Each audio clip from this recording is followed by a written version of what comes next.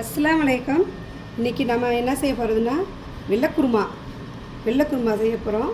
அதுக்கு 3/4 kilo chicken, அரை முடி தேங்காய், 10 முந்திரி, 15 பாதாம், 2 பல்லாரி வெங்காயத்தில் சின்னது, 10 பச்சை மிளகாய், 1 டீஸ்பூன் சோம்பு. இதை கொண்டு போய் ஒரு மிக்ஸி ஜாரில் போட்டு நல்லா வலுவலுன்னு அரைச்சி எடுத்துக்கிறோம். நம்ம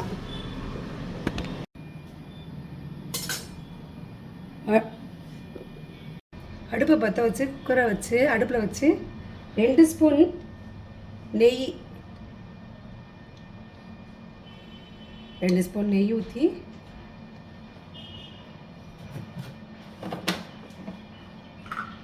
ரெண்டு ஸ்பூன் ஆயில் ஊற்றணும்.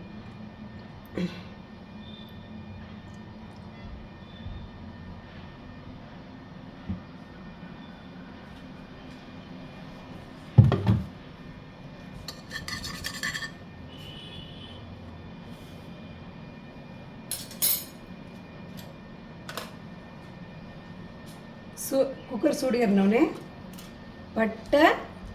பட்டை ரெண்டு துண்டு, 5 ஏலக்காய், 5 கிராம்பு அதை போட்டு நல்லா வதக்கிடணும்.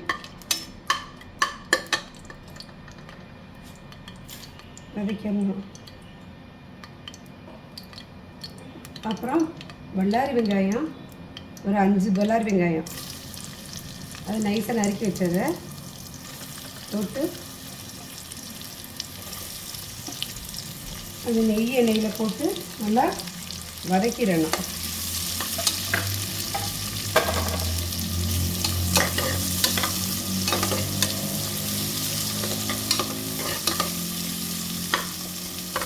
நல்லா கோல்டன் கலரில் வதங்கி வந்தோடனே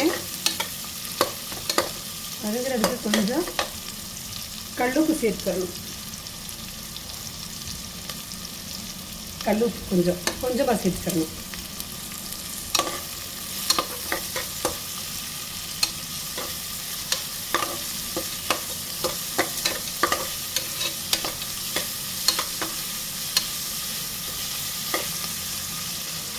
கொஞ்சம் நல்லா வதங்க விட்டுருந்தாங்க.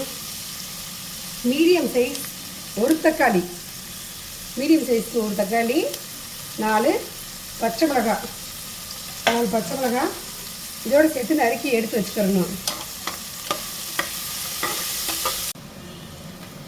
கொஞ்சம் கோல்டன் கலரில் வதங்கினோடனே 4 பச்சை மிளகாய், 2 ஸ்பூனு இஞ்சி பூண்டு பேஸ்ட்,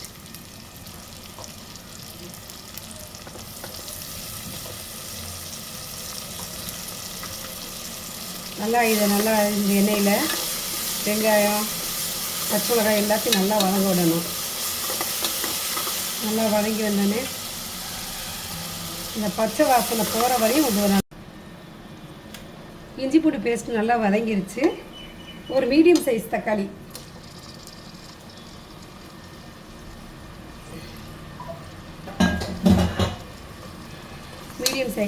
தக்காளியை நல்லா அதில் அப்படியே வதங்க விட்டுறணும்.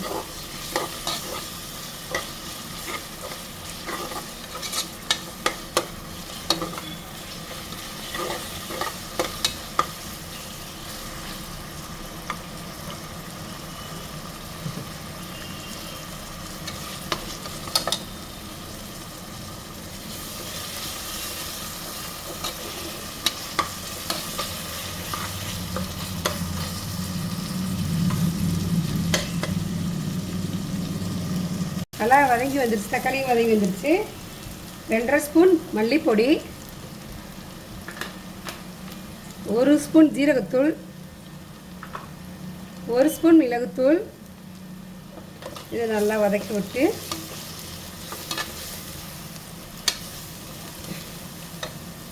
ஒரு கைப்பிடி புதினா, 1 கைப்பிடி மல்லித்தழை இதெல்லாம் போட்டு நல்லா வதங்க விடணும்.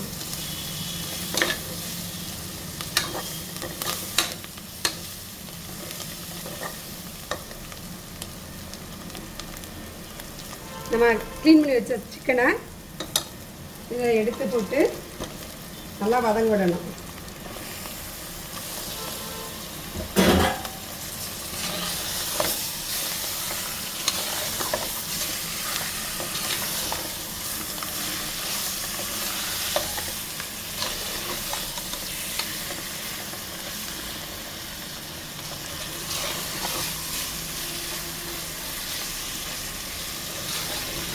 இது நல்லா வதங்கி விட்டு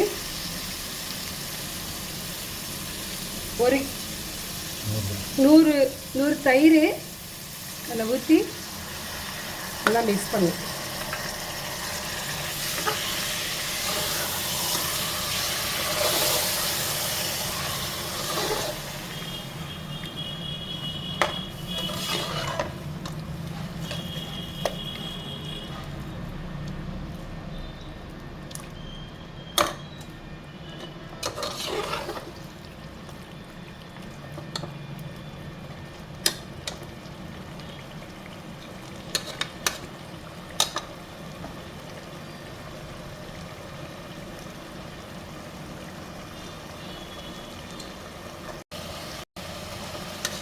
நல்லா தயிரை ஊற்றி நல்லா வேக விட்டது, எண்ணெய் நல்லா பிரிஞ்சு வந்துருச்சு. இதே 10 நிமிஷம் நம்ம நல்லா வேக விட்டோம்.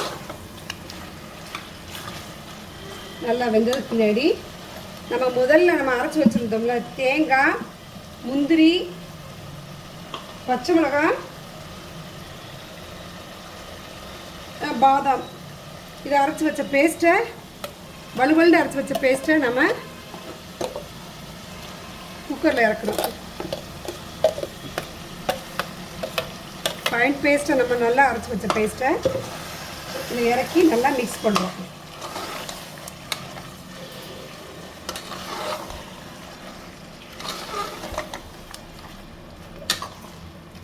ஒரு 5 நிமிஷம் நல்லா கொதிக்க விடுறோம்.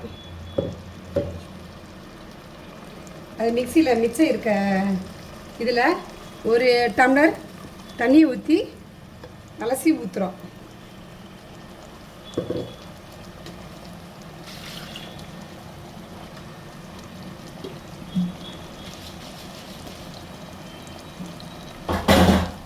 ஒரு டம்ளர் தண்ணியை அலசி அதில் ஊற்றிடுறோம். அலசி ஊற்றி நல்லா மிக்ஸ் பண்ணி விடுறோம்.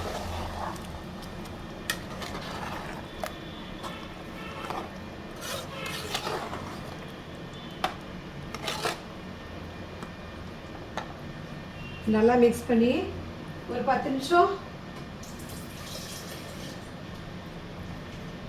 நிமிஷம் நல்லா இதை கொதிக்க விடுறோம்.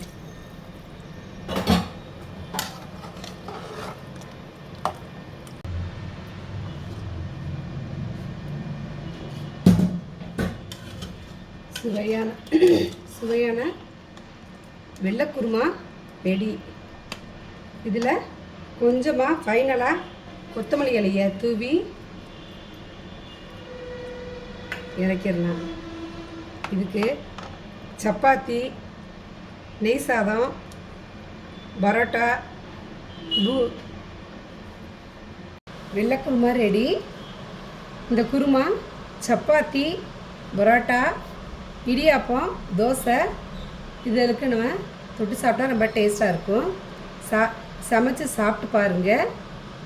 சாப்பிட்டு பார்த்துட்டு இதோட டேஸ்ட்டை கமெண்ட் பண்ணுங்கள், ஷேர் பண்ணுங்கள், லைக் பண்ணுங்கள், சப்ஸ்கிரைப் பண்ணால் மறக்காதீங்க.